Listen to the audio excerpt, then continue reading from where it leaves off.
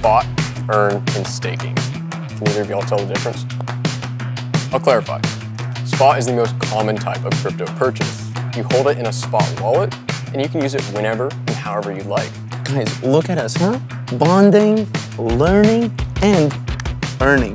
What do you mean by earning? Well, like you can earn interest in your savings account, you can actually earn interest on crypto through Bybit Earn. And staking. Don't forget about staking. You guys know about staking?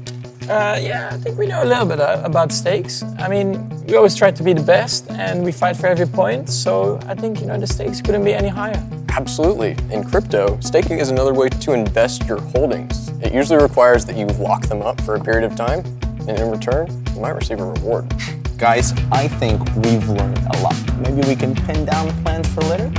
Sounds good. Cheers.